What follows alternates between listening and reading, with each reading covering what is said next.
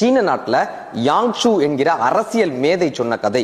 ஒரு ராஜா தன்னுடைய அமைச்சரை கூப்பிட்டு கேட்கிறாரு, நான் வேட்டைக்கு போறேன், இன்னைக்கு மழை வருமா வராதான்னு கேட்கிறாரு. இப்ப அமைச்சர் சொல்றாரு, எனக்கு இது தெரியாது, ஆனா என்னுடைய நண்பர்கிட்ட கேட்டு வந்து சொல்றேன்னு சொல்றாங்க. கண்டிப்பான முறையில இன்னைக்கு மழை பெய்யும்னு அவர் சொன்ன மாதிரியே மழை கொட்டுன்னு கொட்டுது.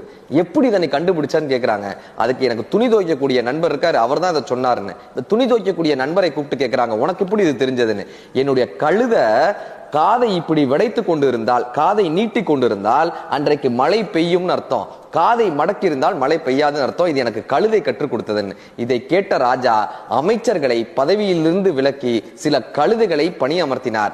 அன்றிலிருந்து உண்மையான அறிவான அமைச்சர்கள் பதவியை விரும்புவதே இல்லை, ஆனால் சில கழுதைகள் காதை தூக்கி கொண்டு பதவிக்காக காத்து கொண்டிருக்கிறார்கள். அந்த கதையை முடிச்சிருப்பாருங்க.